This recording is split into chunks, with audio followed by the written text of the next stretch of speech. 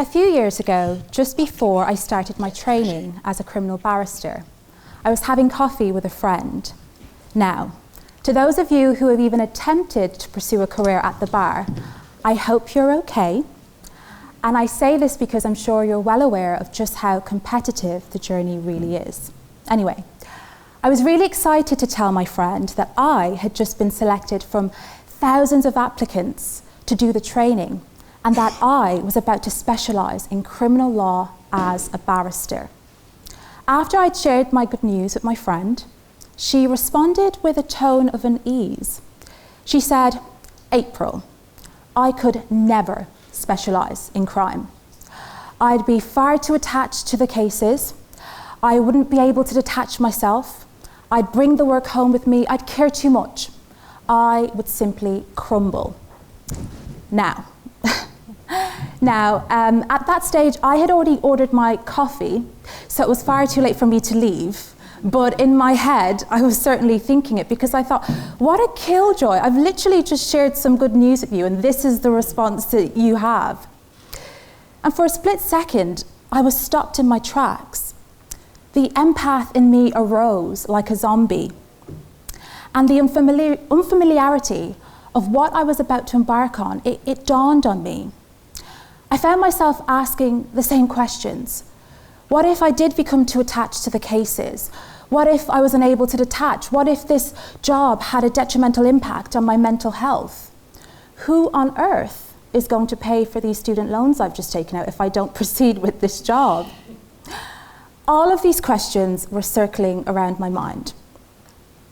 But thankfully, just a few years later, I'm proud to say that I am still a practicing criminal and civil barrister. I prosecute and I defend cases in court nearly every single day. And I do so having mastered the art of attachment and detachment. What if I were to tell you that the art of attachment and detachment, they're not mutually exclusive? You can and you should utilize them both in your everyday life to better regulate your nervous system, to better relate with other people, to enhance your emotional intelligence. Today we're going to really explore what it means to care without crumbling. Now, for those of you who are slightly struggling with understanding the significance of this concept, stay with me. Hopefully by the end of this talk, you will understand. But to assist with your understanding, I have a few questions for you. Firstly, why are you here today? Or for those watching online, why are you watching? And I'm sure I can answer that question. Because whether you realize it or not, a part of you is attached to this platform. You might be on a personal journey of self-development, discovery, education, or you might just be here today because one of your friends or family members are speaking, but that's okay. You are still attached to this platform in some way, shape, or form. How many of us have had the dreadful encounter of scam calls? I certainly have, and they're awful. But let me ask you this question. When you realized that a scammer was speaking to you on the phone, or at least I hope you did, why did you cut the call or refuse to give any further information? You did so because you knew you had to detach yourself to protect your identity, your finances, your livelihood, your pension. You detached yourself. How many of us here are well acquainted with the block button? Just me, maybe it's just me. Well, I certainly am. Perhaps you may have blocked a toxic ex, maybe you may have blocked an old friend, or maybe just a random stranger who was harassing you online. Well, my question to you is, why did you do that? You did that because you knew you had to detach yourself from the individual in order to preserve your peace, in order to move forward. So can you see how we literally engage with attachment and detachment nearly every single day? Let's delve in a bit deeper. John Bowlby, a famous researcher, he described detachment as a lasting psychological connectedness between human beings. Mahatma Gandhi described detachment not as indifference, but as a prerequisite for effective involvement. Now, definitions are great, quotes are great, but at the coffee shop years ago, having just been called to the bar, my personal problem, it wasn't definitions.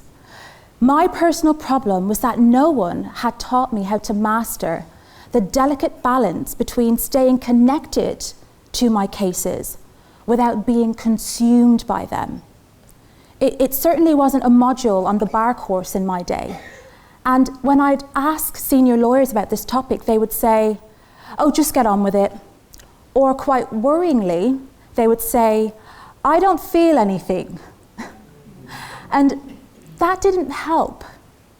Because the truth is, as a criminal barrister, I have stood in the intersection of justice and human suffering, where the challenge, it isn't just the law, it's learning how to carry other people's pain without breaking under its weight.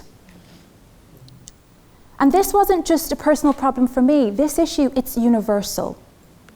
There are real societal risks of one not understanding or mastering this balance. I mean, I meet people every single day who struggle with this imbalance.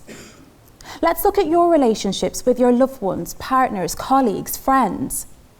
If you're too detached, you risk coming across as cold, absent, or emotionally unavailable. On the other hand, if you're too attached, you risk coming across as smothering, overbearing, or unable to give space. And the issue with that is that you almost lose your identity outside of those things. And then your self-development, your goals, your aspirations, that they all get pushed to one side and sacrificed. Going back to my friend years ago in the coffee shop, she made a fair statement. Her concerns were valid, because the reality is, as a criminal barrister, I am exposed to probably the most heinous crimes committed within our society. Assault, theft, abuse, exploitation, fraud, you name it. The burden is heavy. In fact, I'll never forget the day years ago when a client of mine cried on my shoulder outside of the court building. I wanted to cry with her, but I couldn't. She needed me to be strong for her in that moment, and that's exactly what I was. And to be completely honest with you, there have been many instances where my emotions have wanted to come out in a similar way. I'm human. I feel. I've just learned how to channel my emotions in a different way. Because over time, I realized that I couldn't truly act in my client's best interest without striking a balance. A balance between empathy for my client outside of the courtroom and sheer tenacity for my client in the battlefield within the courtroom. So how did I start caring without crumbling, you ask? Well, I developed my own method since no one else was going to show me the ropes. And I call it the armor method. A stands for assess. Assess the information in front of you. Assess the issue, the matter. What is the task at hand? R stands for recognize.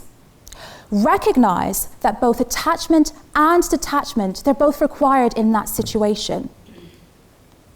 M stands for measure. Measure the right level of attachment and detachment required of you. Now, this is a key step because only you can complete this step on a case-by-case basis. And in order to correctly measure, you need to ask yourself this: what is the right level of attachment and detachment required of me in this situation for the most favorable outcome? And how do you know the most favorable outcome? Through lived experience. Make mistakes, learn from them. Learn from other people's mistakes. read educational books, speak with new people, limit the scrolling, go outside, touch some grass. It's a wisdom, it's a knowledge that you gain over time if you want it. And after you've measured, O stands for operate, act. Act with conviction, act without second-guessing yourself, and most importantly, do the task to the best of your ability. And finally, release. R stands for release. This is the final step, and probably the hardest step for some of us. But I'm here to remind you, you absolutely can let it go. Let go of the issue, let go of the relationship, let go of the matter, let go of the task. In my example, let go of the case. And you can do this by keeping busy. Have something to look forward to, whether that means booking a holiday, booking yourself a nice spa, catching up with an old friend, reading a book, anything, as long as it's legal. Okay. Anything to keep yourself busy. Now, this is my armour method. Let's apply the method to some relatable examples. So I'm sure there are a few adults, a few parents in the room, I'm sure. And perhaps you might have some children. Let's say you might have a young adult that's off to college, probably, let's say, in a different city. Oh, you're definitely attached. You're certainly attached, because the reality is, regardless of how old your child is, that's still your child. That is you in human form. That is a part of you. As my mother likes to describe it, that is your heartbeat, your investment. You love that child. You're probably overly attached because they're going to college in a completely different city. But the reality is, if you take a step back and you apply the armour method, you realise that you have to apply a healthy level of detachment to allow your child to make their own mistakes, to further their education, to chase their dreams. I'm sure a lot of us have had the fortunate experience of conducting PowerPoint presentations. Let's imagine that you're giving a presentation in front of senior members in your company.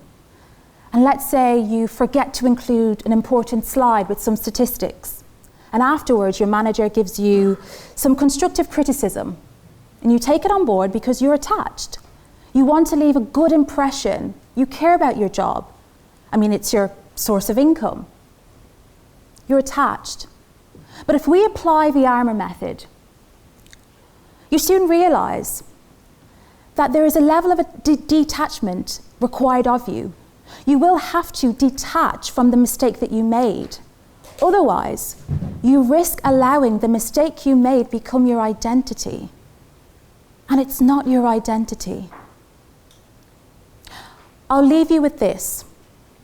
After my coffee date a few years ago, eventually I realised that to survive in my profession and in life, we all have to master the delicate balance of caring deeply and also letting go. Or as I like to call it, caring without crumbling. My friend who expressed that she just couldn't do crime because she'd care too much, she'd be too concerned, she wasn't wrong. She was just human. We're all allowed to care. In fact, I'd be worried if she didn't care.